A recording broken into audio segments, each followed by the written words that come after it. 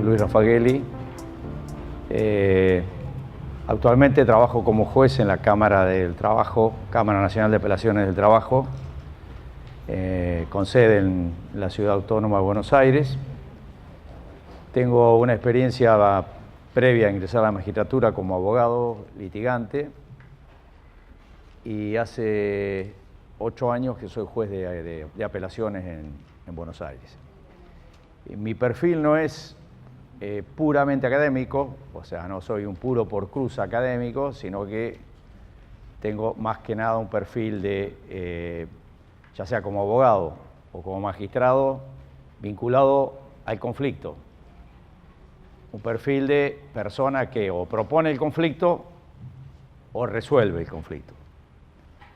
Desde esa perspectiva y advirtiendo de que no es que yo vengo a hablar aquí como juez, sino que vengo a hablar como una persona que está interesada básicamente en los temas de los daños laborales, no solo porque intervengo en los conflictos que se producen en los daños laborales, sino también por que me interesa particularmente una visión superadora del conflicto, básicamente partiendo de la prevención del riesgo del trabajo o de los daños laborales.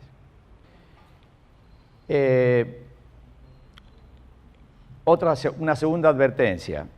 Como es un tema que por más que tenga un enfoque jurídico, tiene evidentemente componentes médicos, puedo a lo mejor cometer algún error y en ese caso le pido que lo sepan contemplar e incluso que si es necesario me lo corrijan. Y no hay ningún inconveniente, va a ser coloquial, ningún inconveniente que podamos, si alguien quiere hacer una pregunta porque no entiende algún término o alguna cosa, no tengo inconveniente. Ustedes todos saben quién es este hombre antiguo. Ahí está. Ramazzini,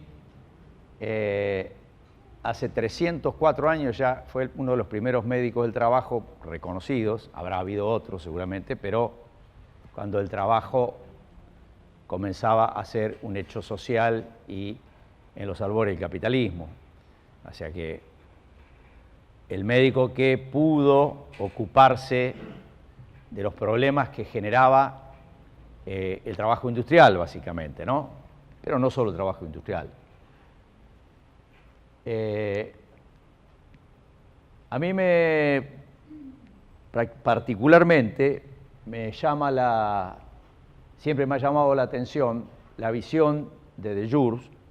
Deleuze es un psicoanalista francés muy conocido por analizar los riesgos psicosociales del trabajo y tiene una visión, digamos, muy interesante porque él habla de la necesidad de pasar de una teoría de la enfermedad a una de la salud. Es decir, obviamente el médico, por lo general, va a intervenir. Básicamente su intervención más dramática es cuando hay una rehabilitación o hay una reparación de un daño. Pero también es importante, muy importante, la función del médico en la prevención de los riesgos del trabajo, que son los 3 pivotes en los cuales se asienta la legislación argentina en la materia.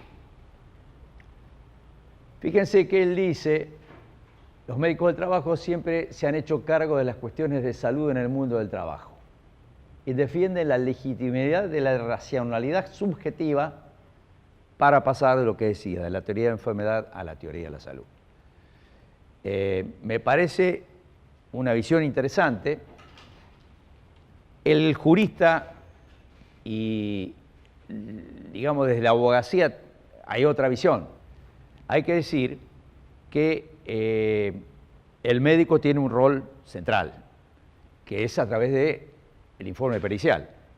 El informe pericial es, yo diría, decisivo cuando el juez, que lo necesita como auxiliar, el juez requiere los servicios del perito para saber realmente qué tiene esa persona. En el 80-90% de los casos, el juez no se aparta de la pericia. Y podría haber impugnaciones, ya lo vamos a ver eso, impugnaciones serias que determinaran la necesidad de que intervenga otro perito, pero eso ya lo vamos a ir viendo en el desarrollo de esta actividad que tenemos hoy y mañana. Bueno, quería también traerles a ustedes una reflexión sobre este hombre genial, este hispano-argentino, catalán, Juan Vialet Massé, no sé si ustedes lo habían sentido nombrar. Juan Vialet Massé fue un médico, abogado e ingeniero que se radicó en Córdoba cuando vino de España, y se puede decir que lo que dice, lo que está allí en la filmina es correcto. Precursor de la regulación de las condiciones de trabajo. Lo sintomático es que un gobernante de estirpe conservadora, como era Joaquín B. González, le encomendó a Juan Vialet Massé el informe de la situación de los trabajadores en la Argentina en el año 1904. Y fue así que Juan Vialet Massé recorrió la Argentina en 3 meses, en aquellos tiempos, como se pudiera. Prácticamente existía ya algún servicio de trenes, no existía prácticamente el automotor, lo hacía en carro, a caballo, en diligencia, en lo que se podía. Él hizo el informe de las clases obreras en la Argentina. Y es un extraordinario libro, se los aconsejo. No se consigue, puede ser que en Mercado Libre consigan alguno, pero es muy interesante porque él allí refleja los distintos tipos de enfermedades, como infectocontagiosas fundamentalmente, y parasitarias, enfermedades tumorales. Él ya va reflejando eso y las condiciones de trabajo de los trabajadores argentinos al comienzo del siglo pasado. Muy interesante ese informe, y muy interesante también un adelantado en esta materia. Él escribe sobre la responsabilidad civil en materia de enfermedades y accidentes de trabajo. Tiene un tratado de la responsabilidad civil. Ahora vamos a ver algunas consideraciones. Bueno, ahí vemos, yo me tengo que poner siempre así, de frente a la cámara, preferentemente, bueno. Ahí vemos los módulos que vamos a trabajar. Después, si alguno de ustedes tiene alguna cuestión que no esté incluido en esos temas, pero es bastante amplio. Vamos a ver los antecedentes del sistema de accidentes de trabajo, AT, y enfermedades profesionales en Argentina. La relación causal, la determinación de la incapacidad, el procedimiento, las normas, resoluciones y normas inferiores en ese aspecto. En la Argentina hay un listado de enfermedades semi cerrado, no se puede decir que es abierto porque tampoco es totalmente cerrado, y lo que es el TEI, la tabla de evaluación de las incapacidades, conocida como baremo. El baremo, este es fundamental para el jurista y para el médico. A su vez, las normas internacionales en la materia, que son los convenios de la Organización Internacional de Trabajo. Después vamos a pasar a la ley, al régimen jurídico vigente, que la última reforma es esta ley 27.348, y cuáles son sus características principales. Vamos después a internarnos en lo que son las bases jurídicas de la evaluación del daño. El daño físico, el daño psicológico, las acciones judiciales reguladas en este aspecto, los riesgos psicosociales, que es un tema relativamente nuevo y que amerita una profundización del estudio y de la regulación legal. Por último, yo les voy a proponer a ustedes para mañana, por eso mañana no me abandonen, yo sé que es sábado, a la mañana y es difícil salir de la casa para venir a escuchar una clase, pero les voy a proponer, yo traje 4 casos muy interesantes, 4 casos que son informes médicos, en 4 casos judiciales. Entonces me interesaba mucho que ustedes vieran, leyeran más o menos las características del caso, el informe del perito y las características más o menos de la resolución para ver la opinión médica en esos 4 casos de ustedes, si están de acuerdo, si saldrían de otra forma, si les parece que podrían tener otra visión en esos casos. A mí me interesa particularmente la opinión de ustedes porque hay algo que decir. No hay mucha vinculación funcional entre el juez y el médico, el perito. ¿Por qué ocurre esto? Y esto es negativo. Ocurre esto por el cúmulo de causas judiciales que hay. Lo ideal sería que el juez, muchas veces a nosotros nos pasa, leemos y decimos, bueno, este hombre tendrá esta enfermedad, esta mujer tendrá esta enfermedad, será tan grave, tendrá este porcentaje de incapacidad física, de incapacidad psicológica, y uno tiene dudas. Y quizás en ese momento lo ideal sería convocarlo al médico, convocar a las partes. Pero imagínense, nosotros en la Cámara Nacional de Apelaciones del Trabajo tenemos más o menos por juez alrededor de 150 sentencias por mes cada uno. Es un trabajo forzado, un trabajo en velocidad, que prácticamente, salvo algunos casos así especiales, se hacen todos, prácticamente hay un formato y se está lo que dice el perito, el juez de primera instancia dice, le creo al perito, no le creo, aplico lo que dice el perito, me aparto de lo que dice el perito, y así viene a la Cámara. Y nosotros con esos elementos tenemos que decir, ¿está bien lo que hizo el juez de primera instancia o está mal? Es decir, es todo un tema, por eso decía que es importante esa interactuación entre las distintas disciplinas que operan en torno a un accidente o a una enfermedad profesional.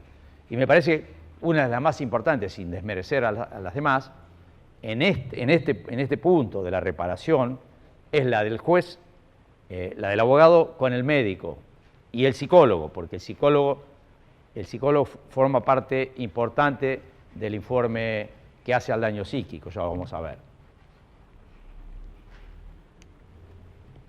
Bueno,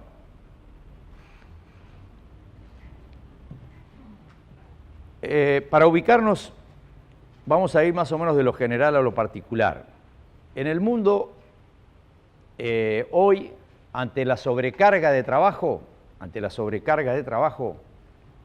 hay 4 grandes categorías de trastornos, de lesiones, de fenómenos, y un quinto fenómeno que se está dando en los últimos tiempos, yo diría ya a partir de los años 70 en adelante.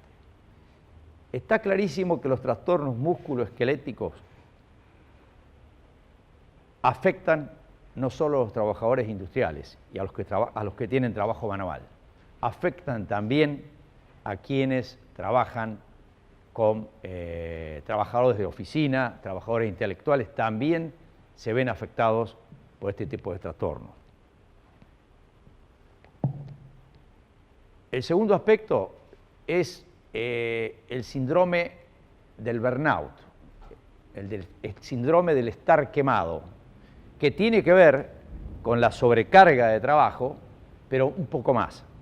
Es decir, sería el estrés negativo, es decir, del estrés pasado del estrés a la persona que ya pierde el interés en su trabajo porque se ve sobrecargado y superado por la propia sobrecarga del trabajo y entra en una situación de enfermedad.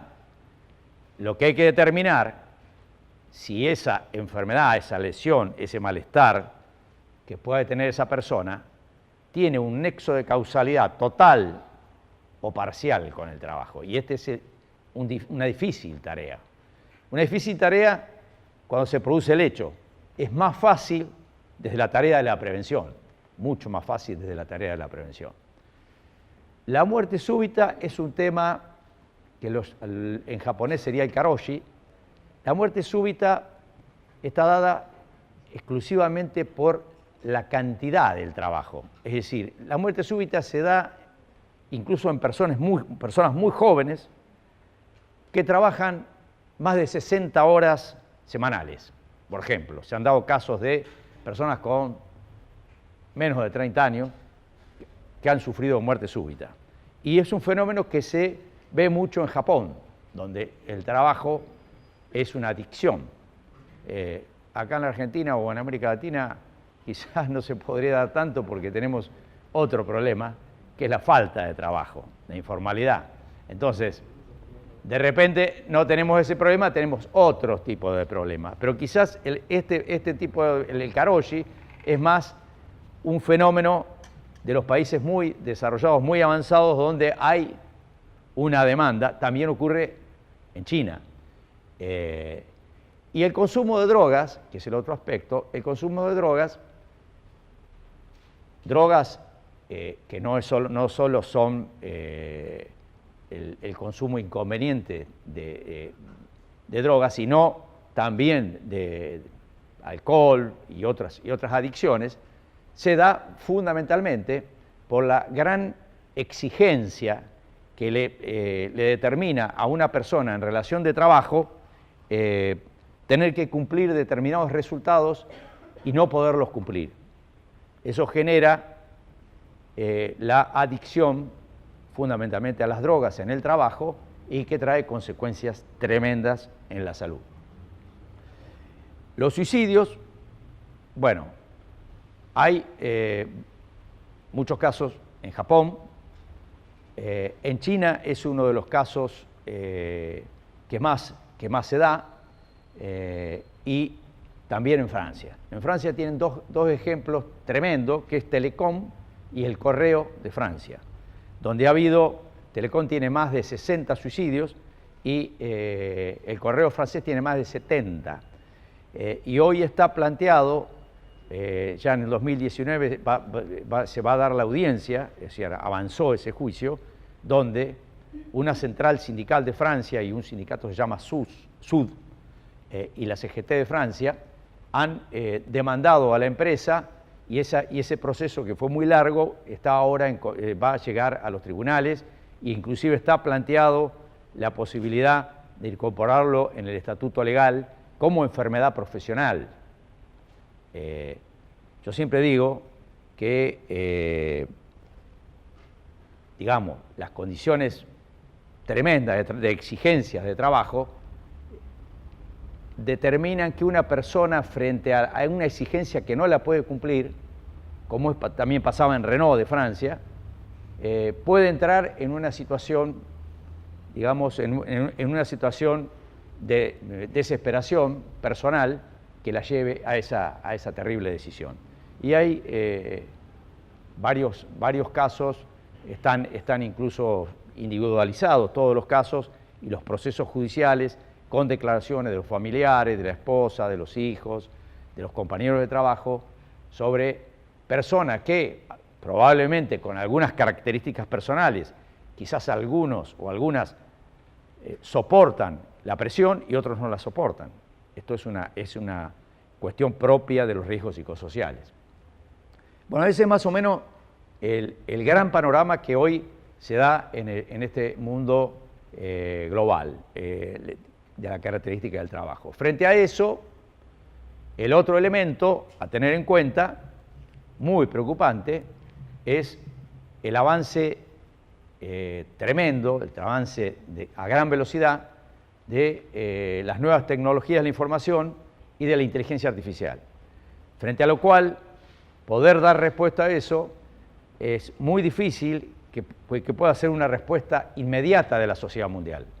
Lo más probable es que vayan a quedar algunas generaciones perdidas, digamos, en el desamparo, frente a una tecnología que solamente podrán dar respuesta un sector de trabajadores y habrá millones que quedarán fuera del sistema. Y esto es una preocupación muy, muy grande. Ahí yo tengo anotado, después se los voy a leer, lo que plantea la OIT como los grandes desafíos, sobre todo para los médicos del trabajo, en distintos aspectos que se plantean en el trabajo en estos momentos y hacia el futuro.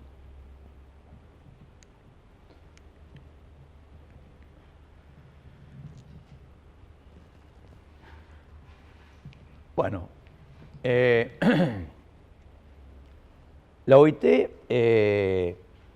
frente a toda esta situación de incorporación de nuevos, de un escenario que se incorporan nuevas manifestaciones en la salud de las personas que trabajan, producto del devenir del trabajo, de su actualización, de la incorporación de nuevas tecnologías, del ritmo de trabajo y demás, tuvo que incorporar en su listado de enfermedades profesionales a los trastornos mentales y del comportamiento.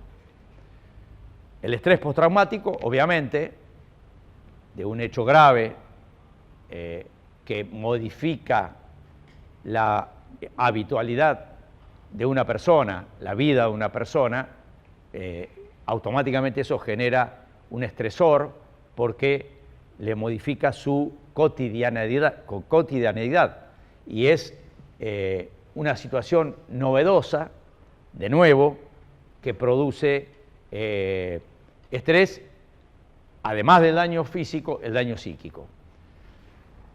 Las condiciones en medio del trabajo, el ambiente laboral hostil. Ya vamos a ver, también en algunos casos judiciales, que la cuestión de la situación de violencia en el trabajo, de violencia laboral, puede ser de carácter objetivo por una hostilidad de las condiciones del trabajo, porque es hostil el trabajo, que la forma que se presta, y puede ser también de carácter subjetivo, es decir, una situación particular hacia una determinada persona que está sufriendo una situación de acoso por abuso de poder de una persona que pueda ser superior o par o incluso inferior, donde haya una violencia de tipo laboral por ese acoso. Ya vamos a ver que esas son figuras que se están manejando.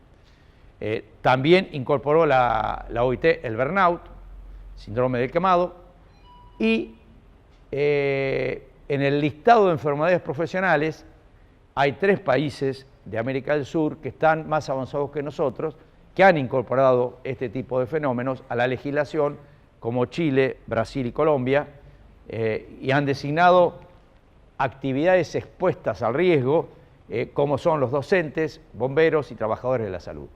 Los trabajadores de la salud son quizás los que están más expuestos a la situación de factores de riesgos psicosociales en el trabajo.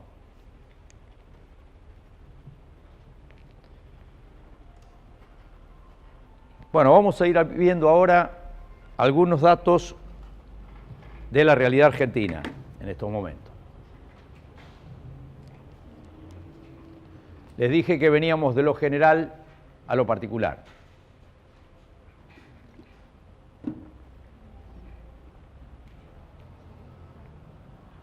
De todas maneras, no se hagan problemas por anotar. Si alguien quiere anotar, anota, por supuesto. Porque yo este PowerPoint se lo voy a dejar al doctor Cohen para que se los haga llegar a ustedes. También yo, Jorge, había hecho llegar un protocolo de las normas, que es pesado, yo entiendo. A ver, ustedes son médicos, en su gran mayoría. ¿Lo tienen ahí? El protocolo de normas, no sé, son como 100 páginas. Es bastante pesado. Y entiendo que leerlos para ustedes es como si a mí me dan a estudiar toda una historia clínica con esa letrita que tienen en ustedes los médicos y las médicas. Y no es fácil. Y bueno, a veces leer todo, se ve que se lo han mandado, Jorge. Pero ahí están quizás algunas de las cosas, si tienen dudas, pueden acudir a esa, porque es la legislación que está vigente en este momento en la Argentina. Bueno, sí. Hay un orden de prioridad, ¿no? Sí, en el protocolo el orden jurídico es una pirámide. Es una pirámide, tiene una cúspide y tiene una base. En realidad hay una jerarquía de las normas. Las normas más jerarquizadas se comienza por la Constitución, es la norma superior, y los tratados internacionales que están incorporados a la Constitución. Eso es en el sistema jurídico. Debajo de esas normas que son supralegales, se les llama así, están las infralegales, que son las normas, leyes, decretos y resoluciones. Y también se puede incluir en ese orden jurídico las sentencias judiciales, porque las sentencias judiciales son normas, pero individuales. Es decir, la sentencia judicial es una norma, es una resolución de un caso concreto, de fulanito contra menganito, que el juez dice tal cosa. Y esa norma muchas veces sirve como referencia, sobre todo cuando es una decisión del más alto tribunal. Cuando la decisión es del más alto tribunal de justicia, tiene un valor superior a casi al de una norma individual, porque se proyecta sobre muchos otros casos.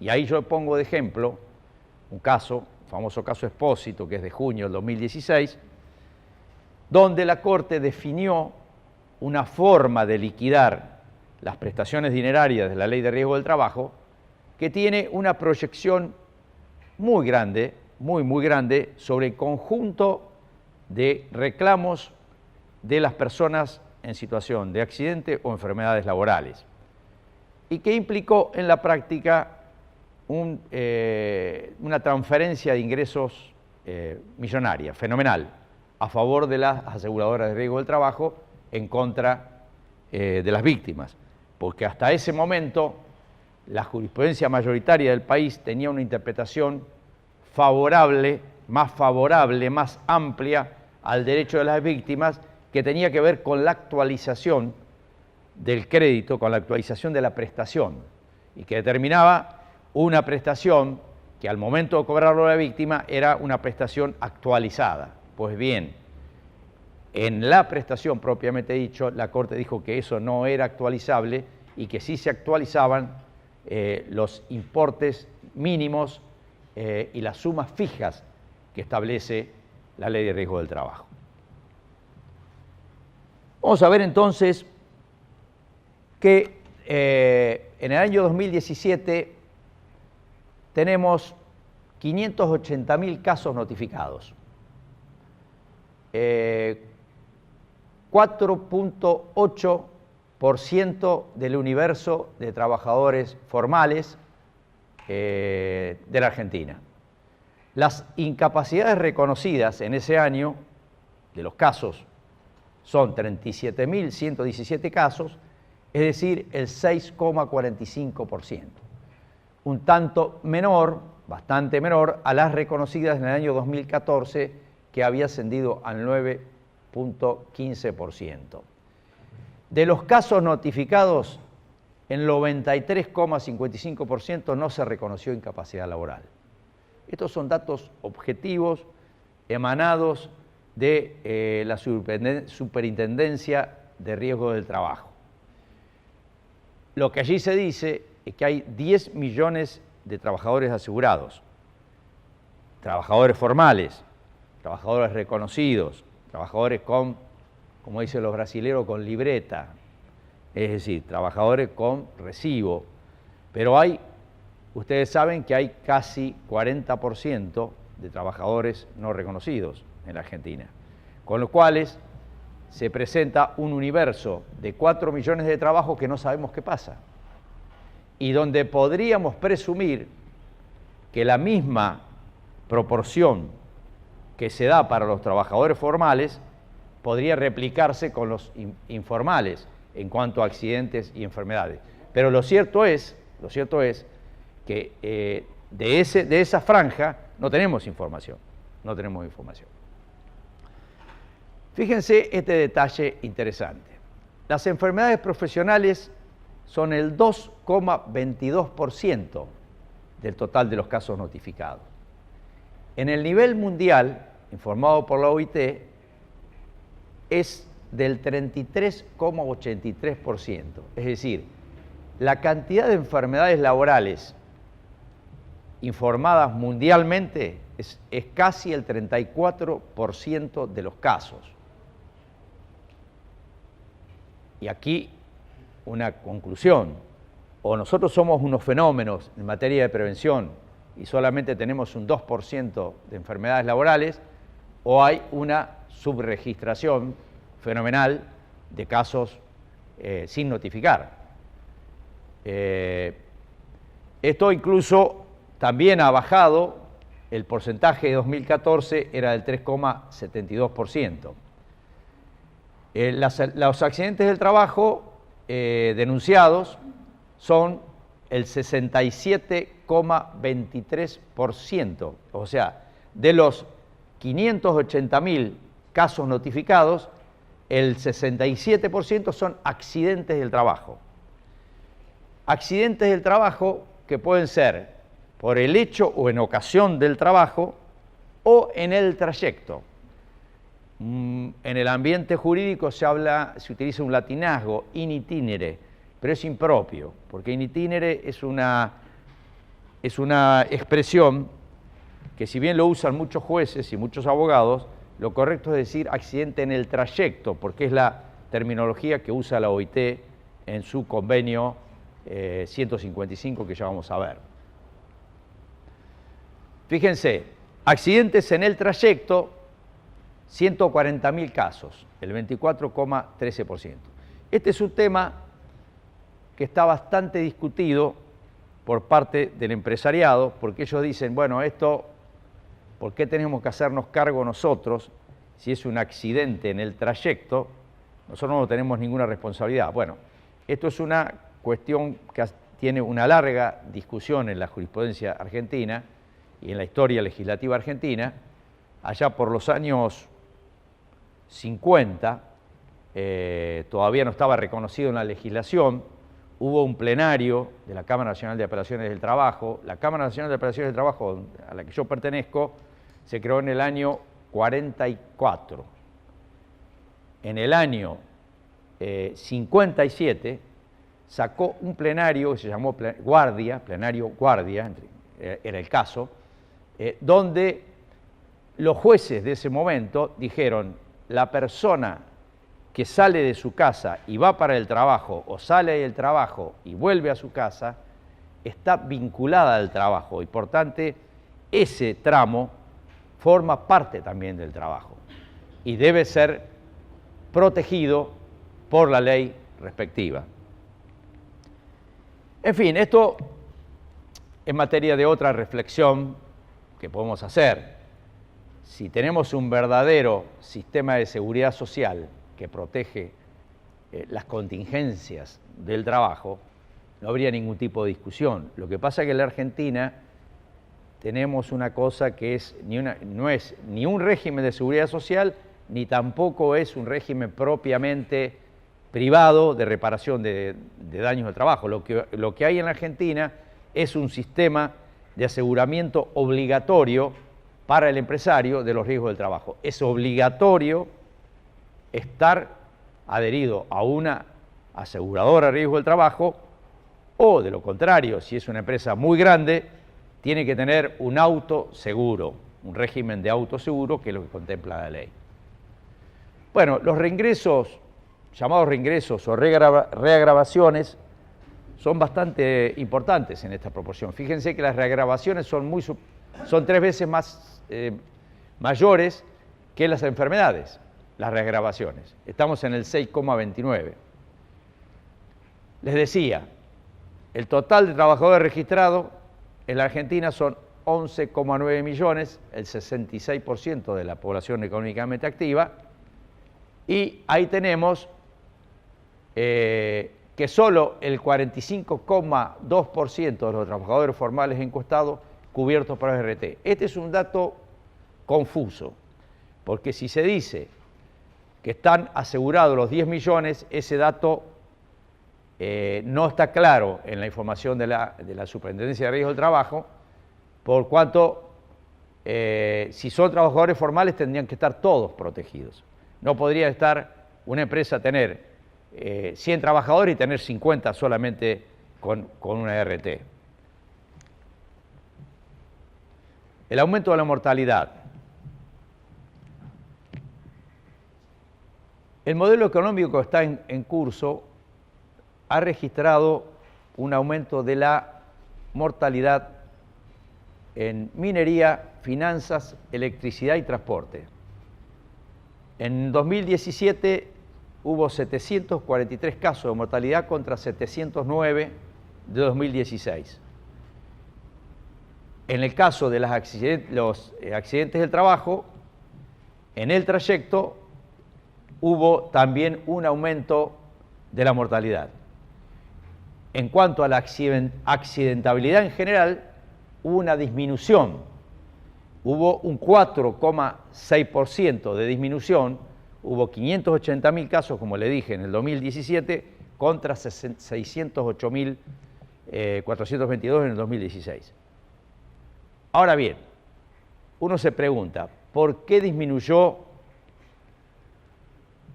¿Qué pasó? ¿Mejoró el sistema o cayó la actividad económica y al caer la actividad económica hubo menos accidentabilidad? Parecería más lógica esta última explicación.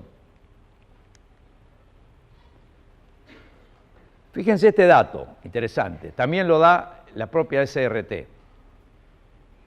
El diagnóstico de las enfermedades profesionales. El hospital público, 28,6%. Las obras sociales, 21,3%. Y recién aparece en el tercer lugar las ART, cuando tendría que ser al revés. Tendría que ser las ART estar en primer lugar.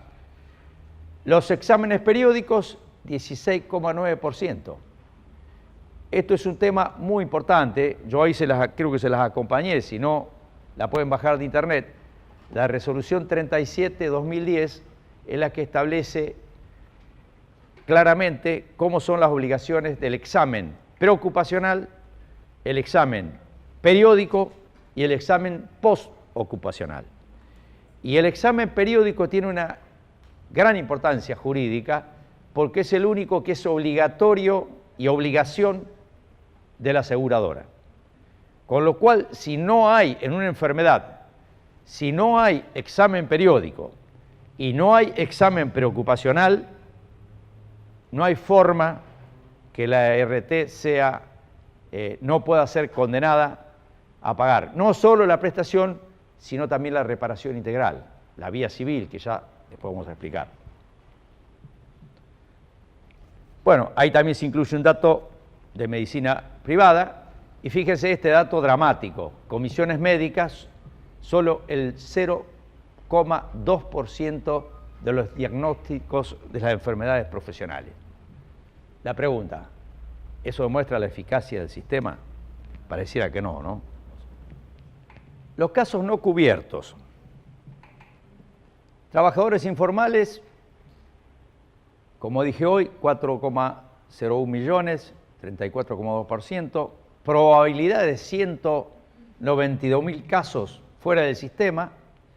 Subregistración de enfermedades profesionales, comparando la cifra de la OIT con la registrada oficialmente son aproximadamente 182.000 casos, con lo cual nos daría un total no cubierto de 374.000 a 408.000 casos no cubiertos por el sistema. Esta es la realidad actual y el panorama que estamos viviendo en la Argentina con los riesgos del trabajo y su reparación. Ahora bien, la Unión de Aseguradoras de Riesgos del Trabajo tiene una visión distinta. Yo acá es evidente que tengo opiniones sobre el sistema y no las oculto, pero también tengo la obligación a ustedes de darle toda la información, y es lo que voy a intentar, que ustedes se lleven toda la información, después cada cual hará su evaluación, yo daré mi opinión. Pero fíjense lo que dice, por ejemplo, la UART. Defiende a ultranza la ley 27348, que es la ley que está vigente. Después vamos a ver sus características principales. Reclama a ultranza la utilización del baremo 659, como le dije, el TEI, tabla de evaluación de incapacidades. Y defiende un fallo, qué casualidad, de la Suprema Corte de Mendoza, en un caso que se le eliminó la incapacidad psicológica, se disminuyó la incapacidad laboral del 44 al 11,7% y no se aplicó el RIPTE, que es la remuneración de los, promedio de los trabajadores en el caso Expósito, y además se condenó en costas al trabajador, al reclamante. Otra de las cuestiones es que en la provincia de Mendoza fue una de las que más furiosamente se adhirió a esta ley, porque ustedes saben que esta ley tiene una particularidad que en su articulado establecía una cláusula que las provincias debían adherir. En las provincias que no adhieren no rige este sistema, con lo cual estamos en un, diría, en un momento que en todo el territorio argentino hay distintos regímenes jurídicos de, digamos, de reparación, tanto por la vía sistémica, que se llama, por la vía dentro del sistema, por haber adherido o no haber adherido. Ustedes saben que Santa Fe no adhirió. Precisamente Santa Fe en este momento es la niña bonita. ¿Por qué?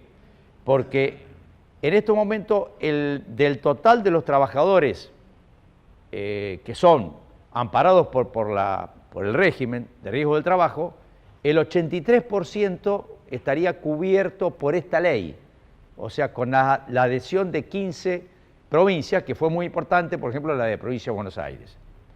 Está Córdoba, Provincia de Buenos Aires, Mendoza, son las más importantes. Pero faltan varias. Fíjese que están faltando 8, porque Ciudad Autónoma no la podemos contar. Con lo cual, si Santa Fe adhiere, prácticamente se llegaría al 94% de los trabajadores que estarían dentro de este sistema legal. Claro, la UAR dice, esto es un éxito, porque ha bajado la litigiosidad. En la Ciudad Autónoma bajó el 42%, la litigiosidad son las cantidades de juicios iniciados, en Córdoba el 28%, y solo aumentó en la provincia de Buenos Aires el año pasado, porque recién se aprobó esta ley a principios de 2018, con lo cual hay una baja muy importante. Pero la baja importante no es por el éxito del sistema, ahora lo vamos a ver, sino es porque obligatoriamente envían a las víctimas de una enfermedad o de un accidente de trabajo a la instancia administrativa, que le llaman ellos, que es excluyente y obligatoria, y que tiene muchas observaciones. También ellos destacan como muy positivo que la jurisprudencia de la Cámara Nacional de Apelaciones, a partir de un dictamen en una causa que se llama Burgui, la mayoría de las salas está aplicando el baremo del decreto 659, que es un decreto del año 96. Ustedes saben que la ley madre de riesgo del trabajo es la 24557, que es del año 96. Pues bien, cuando se aplica, cuando se sanciona la ley 24557, se sanciona el baremo y el listado de enfermedades. Y son los dos decretos, decreto 658, listado de enfermedades, decreto 659, tabla de evaluación de incapacidades o baremo.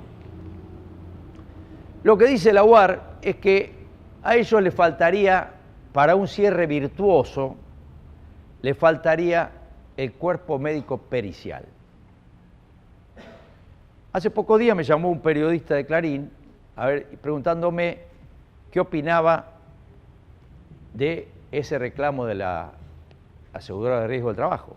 Dije, a mí me parece bien, siempre y cuando sea un cuerpo médico oficial, estatal, y que los médicos sean designados por concurso público, de oposición y antecedentes, y que sea un cuerpo médico profesional laboral, no que se utilice el cuerpo médico forense, que está para los casos penales, que son tremendos y que tienen una exigencia por la gravedad de los casos, y también porque son casos penales o de grandes accidentes civiles o de homicidios, lesiones graves, muy mediatizados, y donde el cuerpo médico forense está para eso.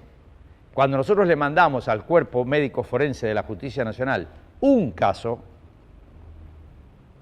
nos saca corriendo. Nos dice, no, nosotros estamos para otra cosa. No me vengan con esto. No me venga a ver que le diga si una hernia va o no va cuando yo tengo, qué sé yo, el accidente de 11. Para ver incapacidades, para ver, bueno, por decirle algo. Bueno, esta es la visión del organismo oficial que nuclea a las aseguradoras de riesgo de trabajo. Ustedes saben que cuando comenzó el sistema había una gran cantidad de aseguradoras de riesgo del trabajo. Hoy está concentrado el poder de las aseguradoras de riesgo del trabajo en 15 grandes aseguradoras, que manejan 6.500 millones de dólares por año.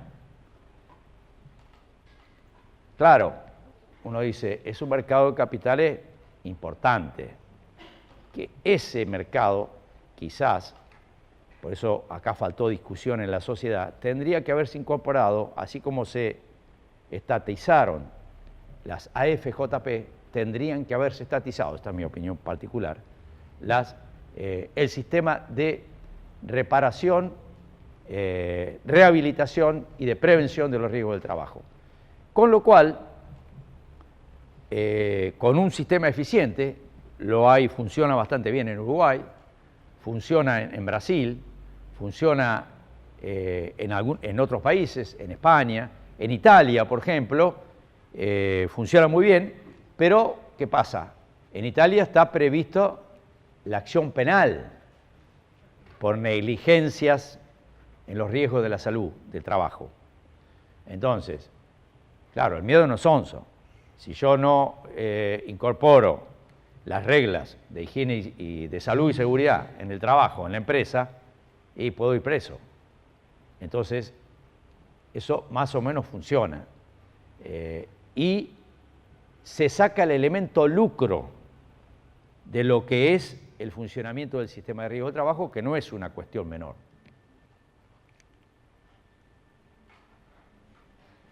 Bueno, antes de pasar a esto, quisiera decir dos o tres cuestiones que tienen que ver con la esencia del sistema, para que ustedes vayan viendo cómo se estructura el régimen.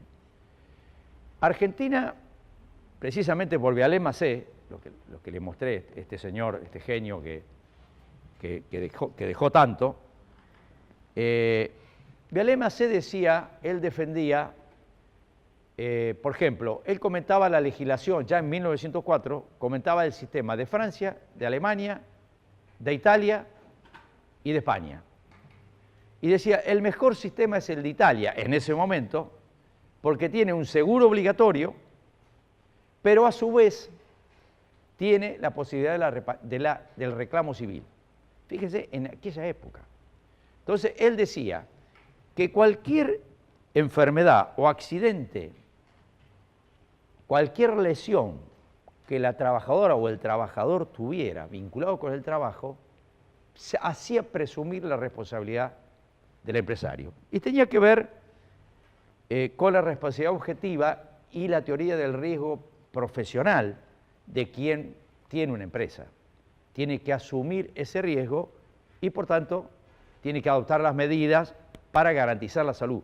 Porque la salud, lo ha dicho la Corte no hace mucho, la salud tiene una jerarquía, el derecho a la salud tiene una jerarquía valorativa superior al derecho de la empresa, a la libertad de la empresa. Si uno lo ve así, entiende esta concepción que está en los orígenes de un jurista, médico e ingeniero como Viallet Macé. Ahora fíjense que en Argentina el primer régimen legal que se adopta es el de la Ley 9688. La Ley 9688 es de 1915. Una de las personas que más batalló, además de Viallet Macé, fue Alfredo Palacio, primer diputado socialista. Y ya él hablaba de un nuevo derecho en aquellos momentos. Estamos hablando de principios del siglo pasado. Y el sistema que adoptó Argentina fue un sistema que se llama de responsabilidad objetiva.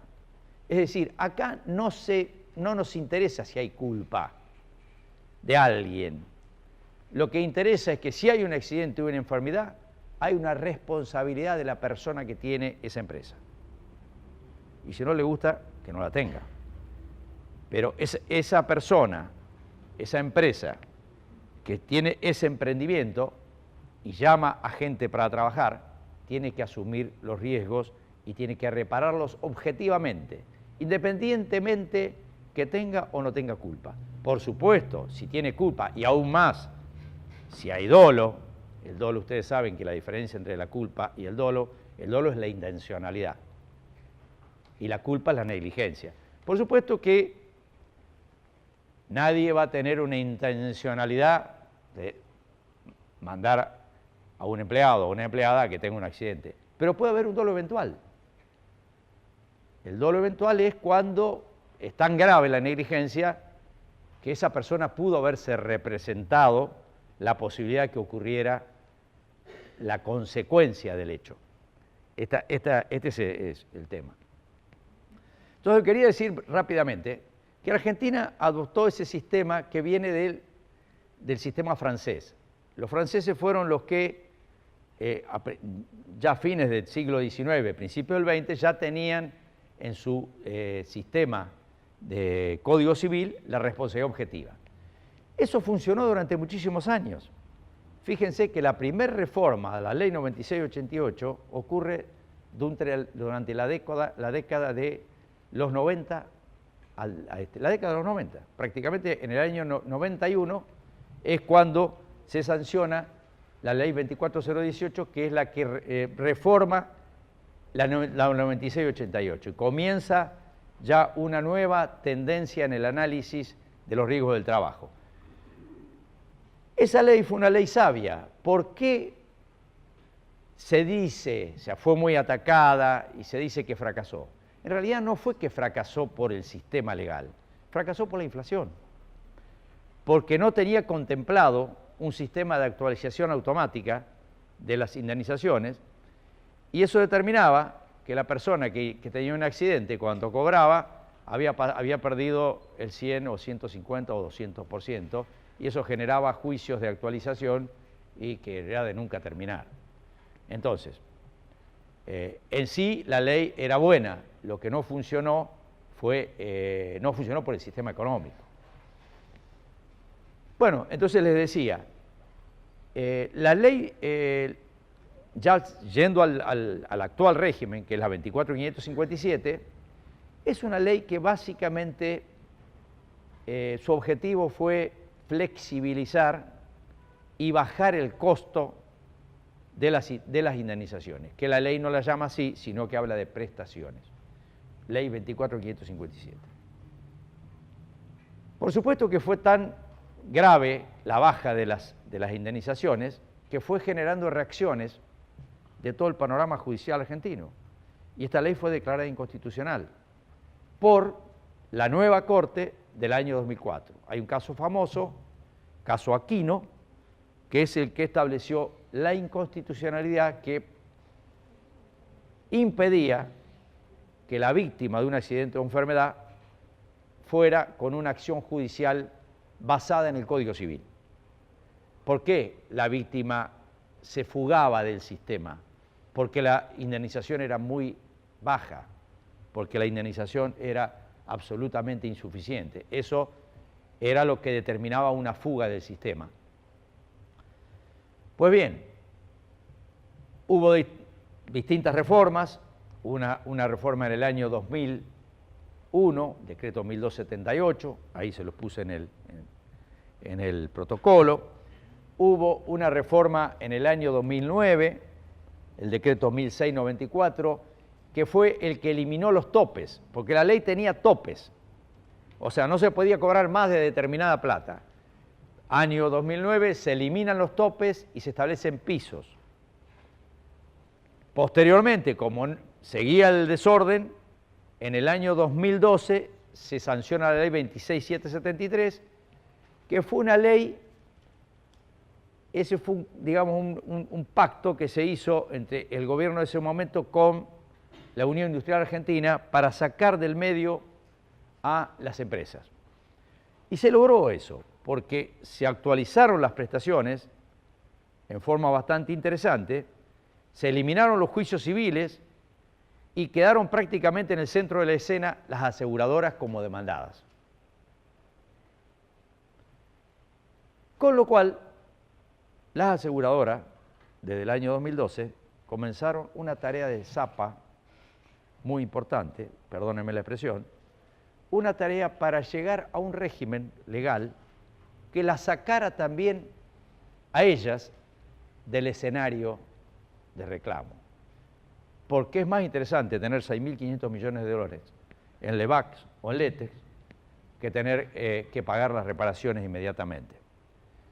Y entonces, ¿qué ocurre con el nuevo sistema? El nuevo sistema, para encontrar una explicación, ordena transitar obligatoriamente por un sistema, por una vía administrativa.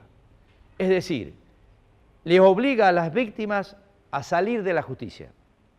Entonces, eso está ligado con la denuncia de la industria del juicio y de la mafia laboral.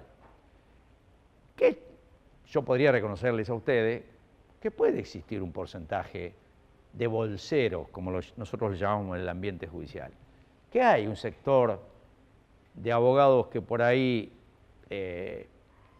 utiliza esto como un negocio, pero es minoritario, absolutamente minoritario, y hasta es posible denunciarlo. No, nosotros no lo vemos en los expedientes. Ocurre que muchas veces, sí, puede haber algunos estudios que tengan un sistema de captación de reclamos, de accidentes, que se paren en la puerta de los hospitales o en la puerta de las clínicas o de las comisiones médicas y den tarjetas. Pero eso es más viejo que, no sé, que la Biblia. Es decir, esto siempre fue así. Con los accidentes de tránsito también pasa lo mismo. No es nuevo, no es que sea solamente... Bueno, pero ¿por qué se pone tanto énfasis en esta cuestión? Porque lo que se quería, también las RT dijeron que ellos tenían, había alrededor de 5.000 millones de pesos de reclamos judiciales. Una cosa absolutamente improbable, porque no es que todos los juicios los ganan los trabajadores o las víctimas. Muchas veces no los ganan. No los ganan o porque están mal planteados, o la prueba no se produce, o la pericia no le es favorable. Entonces son datos absolutamente imprecisos. Lo real es que esta ley, al mandar al trabajador y dejarlo en situación de desesperación, porque si usted está con un problema un trabajador que tiene sus manos como única herramienta, tiene un accidente grave, obviamente, con una perspectiva quizás de no encontrar trabajo, de no reinsertarse en el trabajo, en una situación de alto desempleo, y lo mandás al arreglo. Y el arreglo te incluye una cláusula que lo que se arregle en la instancia administrativa no puede volver a ser reclamado a la diferencia en sede judicial. Y eso determina, entonces, que se completa la obra maestra del terror del sistema de riesgo del trabajo en Argentina. Las que quedan afuera ahora del sistema, más que del sistema, del escenario, diría yo, son las aseguradoras. Y los únicos que quedan con el problema son las víctimas de los accidentes y las enfermedades. ¿Y cuál es la puerta que pueden golpear esas víctimas? La justicia. Les adelanto que si a mí una persona accidentada o enferma me viene a golpear la puerta, yo le abro y le pregunto qué pasa. Lo hago pasar y lo escucho, a ver si tiene razón o no tiene razón. Ahora, no es lógico que un país judicialice masivamente los reclamos de accidentes y enfermedades. No es lógico. Miren, yo les voy a contar una anécdota. Tengo un gran amigo uruguayo, los uruguayos han tenido grandes profesores de Derecho del Trabajo, que han dejado una huella en América Latina. Y este hombre, bueno, de edad intermedia, es un heredero de grandes profesores. El último que fue representante de la OIT fue Hermídio Uriarte, falleció joven. Y él me decía, estuvo en una jornada con nosotros, una jornada que todos los temas que nosotros analizábamos parecía un embudo. Terminábamos todos hablando del problema de los riesgos del trabajo, del problema de las enfermedades, de los accidentes. Entonces me dice, Luis, escuchá una cosa, ¿qué pasa en la Argentina que de lo único que se habla es de este tema? Yo digo, y mirá, lo que pasa es que es irracional el sistema. Dice, porque nosotros en Uruguay tenemos un sistema estatal y si hay alguna situación, un accidente grave, como les dije hoy, una negligencia grave, incumplimiento de normas y demás, esa persona va a la justicia, pero es absolutamente minoritaria. Con lo cual lo que yo les digo es que me parece que lo que es necesario es volver a rediscutir todo el sistema, volverlo a discutir con todos los operadores del sistema de salud y seguridad en el trabajo, y no me niego a que pueda existir una instancia administrativa, pero esa instancia administrativa, que también estaba prevista en la 96-88, tendría que ser no obligatoria, pero eficiente, de tal manera que la mayoría de los reclamos, que muchas veces son reclamos menores, que no son reclamos graves, vayan por ese sistema de reclamos con una resolución rápida y un mecanismo de actualización, porque acá, evidentemente en la Argentina, no nos podemos despojar, hasta el momento no hemos logrado una economía estable, y tendría que estar contemplado. Ahora se ha corregido, con la última reforma que se hizo, lo único positivo fue que en el ingreso base mensual, el salario que se toma para sacar las indemnizaciones, se hace en forma actualizada. Con lo cual, debiera quedar el reclamo judicial como una cuestión residual y no como la regla. El reclamo judicial, la acción judicial tendría que ser la excepción. Y digamos, lo masivo tendría que darle respuesta al sistema. Pero para eso tendría que funcionar la prevención, tendría que haber otro listado de enfermedades, más amplio, con el criterio de la OIT, y tendría que haber otro baremo, que es lo que hay que discutir y en lo cual los médicos tienen mucho que decir. Los médicos tienen mucho que decir en el listado y en el baremo. Entonces, con un sistema de protección más amplio, es probable que no existiera o que no se produjera esta litigiosidad tan grande. Y si hay alguien que está en una actitud delictiva, y bueno, habrá que denunciarlo y tendrá que hacerse cargo. Si hay algún juez que está vinculado con un estudio de abogado para hacer, y algún médico, porque bueno, porque también los médicos no quedaron afuera de la industria del juicio, porque son los jueces, los abogados y los peritos médicos. Por eso es que ellos reclaman el cuerpo médico pericial, pero reclaman un cuerpo médico pericial en el sentido que sea similar al de las RT. Claro, en este momento las comisiones médicas, los médicos de las comisiones médicas son designados en forma directa por el Estado sin concurso y tiene una gran incidencia las aseguradoras de riesgo del trabajo en ese manejo. Bueno, en esas condiciones, sí. Ahora están llamando, recién ahora. Hace unos años ya que hay concursos y ingresan. Lo que pasa sería un tema de unas cuantas horas el funcionamiento de las comisiones. No, lo podemos hablar, eso. Doctor, Sí. si un trabajador de Santa Fe agota la instancia... No necesita, en Santa Fe no es necesario transitar la instancia administrativa. ¿Llega a la Corte Suprema de la Nación, en caso? No, porque... No, o sea, el sistema de reparación, si va por la vía dentro del sistema, va a ser el régimen de la 24.557 con las reformas sucesivas, pero no está obligado a ir a la instancia administrativa, ni tampoco está obligado a ir a las comisiones médicas en Santa Fe. En el resto en el resto de las provincias que han adherido a la ley, sí están obligados.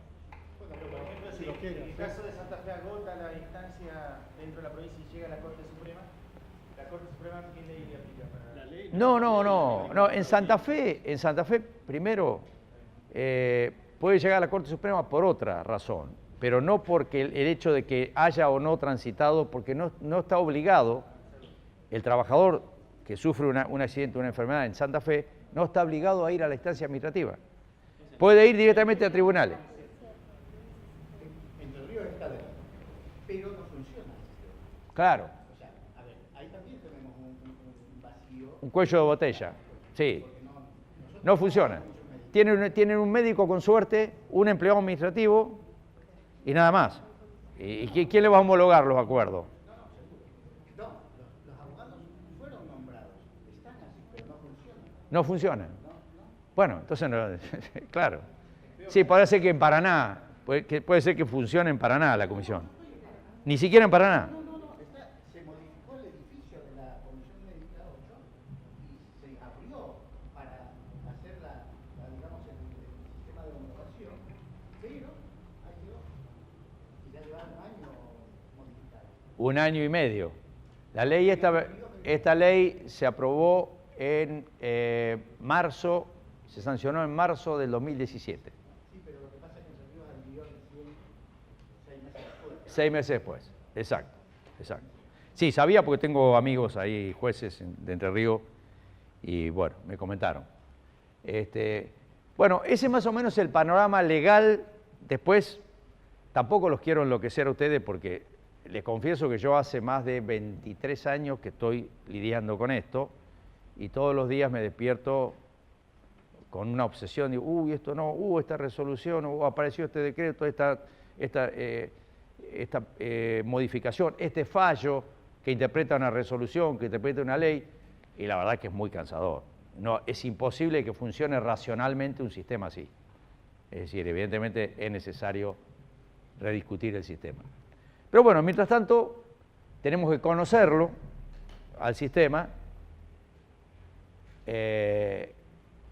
Obviamente, yo muchas veces hablo para abogados y a ningún abogado le recomendaría que no transite por el sistema, porque si a vos te llega a tu estudio una persona accidentada, no le podés decir alegremente, y mire, no, este sistema está mal, viola los tratados internacionales, vamos a iniciar un juicio. Ah, sí, vamos a iniciar el juicio y cuánto va a durar y qué resultado va a tener. No, yo tengo que ir a la comisión médica, lamentablemente, conocer bien todos los vericuetos de esta ley, que son bastantes, conocer cómo funciona, cobrar la incapacidad que me den y a partir de ahí, sí, yo le puedo decir, bueno, amigo o amiga, ahora sí, usted cobró lo que le dieron, ahora vamos a internarnos en la selva, ahora vamos a la aventura, vamos a reclamar la diferencia. ¿Por qué le digo la aventura? Porque, como bien dice el doctor acá, hay un servicio de homologación y si se homologa ese acuerdo, que es muy vulnerable ese acuerdo porque se homologa con poca valoración de la justicia de ese acuerdo, de los términos de ese acuerdo, tendrás que ir a un juez.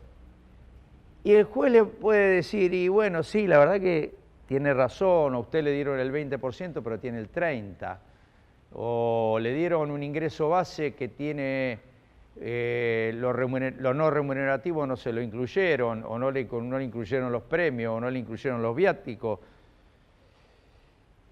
Y se arma una galleta importante. Claro, lo que le dieron en la comisión, en la sede administrativa, es lo básico, lo absolutamente básico. No le dan el daño psicológico. Perdón. Sin embargo, la oficina de homologación que va a funcionar en la Comisión Médica 8, o en la Comisión Médica... Sí, esa es la de Paraná. La de Paraná, hay otra de la 24 de Concordia. Pero el problema no es que homologado en la RT, en el convenio, se respete el porcentaje en la comisión.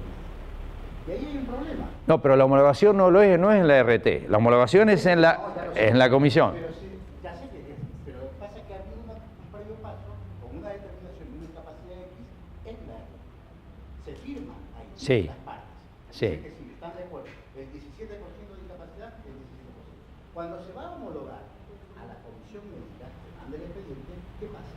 El médico examinador de la Superintendencia de Trabajo, de la Comisión X, ve y dice, no, esto no tiene el 12. Y no respeta ese 17%. Ni siquiera eso. Ni siquiera eso. Bueno, eso es más grave. Sí. A ver, ahora que habla la doctora. Yo tenía entendido que si el trabajador aceptaba el porcentaje de incapacidad, ya no podía ir por la vía judicial. Así lo dice. Es así. Es así. Lo que pasa que si hay una manifiesta inequivalencia, ¿no es cierto?, o una manifiesta inequidad, por principios generales, un juez lo tiene que revisar. Ahora, la RT tiene un ejército de abogados muy entrenados. ¿Qué va a hacer? Va a decir, no, señor, yo pagué, la comisión médica estableció la incapacidad, acá están los residuos de haberes, la empresa me informó lo que ganaba, le dieron el 17% o el 12%, lo que fuera, yo se lo pagué. ¿Qué me está reclamando? Y usted firmó que estaba de acuerdo. Ahora, hay una situación de necesidad, de estado de necesidad, que hace que la persona, que el trabajador que de por sí es más vulnerable, es más débil en esa relación, es aún más vulnerable en situaciones de enfermedad o de accidente. ¿Y qué se puede hacer frente a eso? Ni siquiera el abogado, ¿qué le puede decir el abogado? El abogado no le puede decir nada, no acepte esto. A lo mejor son 200.000 pesos, un 17%, 20%. Y la persona está sin cobrar sueldo o no tiene posibilidad de volver a trabajar, lo tiene que agarrar. Y va a tener que hacer un juicio que incluso, acá lo que se decía, no sé quién preguntó, usted preguntaba, en las provincias que adhirieron, no sé qué va a decir la Corte, porque lo que está ahora en discusión es si esa instancia administrativa previa, obligatoria y excluyente es o no constitucional. Porque dice, es cosa juzgada, dice. Claro. Y eso es No, se entiende. Lo que pasa es que es cosa jugada administrativa. Puede ser, pero lo que no puede ser es que no sea revisable. La cosa jugada administrativa está bien, para la administración es asunto terminado. Ahora, si la persona viene a la justicia y me trae un dictamen médico de un médico privado que dice, sí, mire, me dio el 17, pero en realidad, no sé, yo no tengo el 17, tengo el 25. Y además, tengo un daño psicológico y me acompaña un psicodiagnóstico. ¿Y qué le voy a decir yo? No tenés razón, como juez. El cobro del primer resarcimiento, ¿hasta cuánto puede pasar para iniciar un juicio? Bueno, ese es otro grave problema. Es una buena pregunta acá la doctora. La ley 27348 y la resolución 298 establece 15 días hábiles. Pero, por ejemplo, en la provincia de Buenos Aires, ahora aprobaron recién una ley de procedimiento laboral que le da 3 meses. Imagínense el despiole que se va a armar. No, acá no hay problema. Acá no hay problema porque no tienen obligación. Acá la persona puede ir a la comisión médica, arreglar con la RT y después hacer juicio. Y cuando quiera, con ese juicio, más de 2 años. 2 años. 2 años y también es el tema de la prescripción ahí hay que ver, sería desde la determinación de la incapacidad. Los 2 años. La jurisprudencia en materia de prescripción siempre tiende a mantener vivo el derecho. Es decir, en realidad, el tipo tiene la certeza de su incapacidad cuando se la determina. Entonces, es ahí que se debe contar los 2 años. Claro, si pasaron 2 años y puede reclamar a lo mejor la diferencia o puede reclamar todo o la diferencia. Es muy difícil que un trabajador, estando en este sistema con provincias que hayan adherido, se vaya por afuera y nosotros lo llamamos la ruptura del sistema. Claro, acá lo que dice el doctor, la ley 26773 incorporó un artículo, el artículo 3º, donde se le da una indemnización adicional del 20% que cuando arrancó eran 70.000 pesos, tenía un piso. Claro, el problema es que está excluido el accidente en el trayecto, cosa bastante discutible también, bastante discutible. O sea, hay una discriminación a la persona que tiene un accidente en el trabajo. El fundamento es que, bueno, que esa persona si tuvo un accidente en el trabajo, lo que pasa es que hoy en día muchos accidentes son de tránsito y otros son de seguridad, de inseguridad. Y un asalto con algo de una persona que ni siquiera se supo quién fue, y esa persona nunca va a poder encontrar, el accidentado nunca va a poder encontrar contra quién va a accionar. Entonces, parece absurdo que no se le dé el 20% a una persona que esté en un accidente en el trayecto. Bueno, esto voy rápido porque ustedes lo deben conocer la mayoría. Estas son las enfermedades profesionales que hoy están reconocidas en el laudo 405. Hay otro ahora nuevo. Son enfermedades infecciosas y parasitarias, ustedes las conocen todas. No se las voy a leer, pero bueno, ahí están. Son 14, creo. Esto está en el grupo 1 del CIE 10. Así que es el código de enfermedades. Así que tiene tuberculosis, carbunco, brucelosis, leptospirosis, citacosis, fiebre amarilla, fiebre hemorrágica. Bueno. Después siguen las infecciosas. Ahí tiene también todos los casos. Y están identificados en qué parte del CIE está incorporado, en qué grupo. Después vienen los tumores, o neoplasias de naturaleza profesional, ¿cierto? Que esto es un tema interesante, un tema que genera a veces muchos juicios, sobre todo, por ejemplo, este tumor maligno de los bronquios y del pulmón. Yo hace pocos días saqué una sentencia vinculada a este tema de una trabajadora que era empleada de una fábrica de estos productos que se utilizan insecticidas. Había trabajado como 15 años. Y la empresa le negaba, decía, no, nosotros cumplimos todas las normas. Es probable que hubiera cumplido todas las normas, pero lo real es que esta persona vino a la Cámara, hubo una audiencia, yo la tomé, la tomaron las relatoras, y me dice, doctor, esta mujer no puede hablar, está destruida. Y todo hacía, como era no era una acción sistémica, sino una acción civil. Bueno, finalmente nosotros le reconocimos la cuestión. Y, por ejemplo, los tumores malignos de la piel es bastante común en los trabajadores de la pesca, los tripulantes de buques pesqueros, es bastante común. Siguen ahí los tumores, yo se los dejo como... Están las exposiciones ocupacionales, fíjense por ejemplo mesoteliomas, exposición ocupacional al asbesto, domicilio cercano a plantas industriales, exposición de las mujeres y los trabajadores, o al revés. Bueno, ahí están todas los factores de exposición, digamos, ¿no? O leucemias, trabajadores expuestos al benceno y radiaciones ionizantes.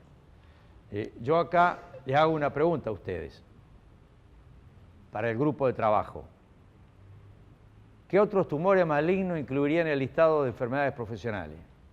¿Y qué otras enfermedades incluiría en el listado de enfermedades profesionales? O sea, yo le hago dos preguntas a ustedes. El cáncer, ustedes tienen acá un hombre que ha estudiado mucho el tema del cáncer ocupacional, que es Carlos Aníbal Rodríguez, donde él le da una gran importancia al tema de la, digamos, extensión de la reparación de cánceres ocupacionales. Nosotros tenemos un listado en principio cerrado de tumores. Habría que ver de la realidad de cada uno cuáles podrían incorporarse, porque este es un tema que está previsto en la ley. El Comité Consultivo Permanente de la Ley de Riesgo del Trabajo prevé la posibilidad que se incorporen enfermedades al listado. Por supuesto que no es sencillo. Lo que va del siglo, sí, casi 20 años, en las estadísticas no aparece. No aparece. Uno mira históricamente la serie de las enfermedades profesionales diagnosticadas, tumores en otro y dentro de otro, insignificantes. Siguen los mismos. Sí, insignificantes, casi no existe. Claro. Salvo las asbesto. Sí, pero yo ahora les voy a... Claro, a ver cómo seguimos acá. Temas en el horizonte para los médicos del trabajo. Nanotecnología, manufactura molecular, ciberseguridad, robotización e inteligencia artificial, biotecnología, temas energéticos, energía nuclear, carbón, hidrógeno, biomasa, riesgos pandémicos con resistencia a los fármacos, más riesgos psicosociales. Otros temas, pérdida de actividad física, obesidad, cambios en el medio ambiente, percepción pública acerca de las nuevas tecnologías, incertidumbre económica y, por último, el rol de los sindicatos, vinculado con esto, ¿no? Y lo que se dijo allí, en ese foro, que es necesario más estudios de seguimientos con evaluación detallada de la exposición y posteriores estudios de metaanálisis, seguir desarrollando toxicología predictiva, las nuevas formas de energía revisadas con rigor, radiofrecuencia, estudios de incidencia de cáncer en nuevas tecnologías, semiconductores. Y dice, es probable que haya más estudios sobre pescadores, trabajadores de mar y agricultores y sobre factores de riesgo psicosociales.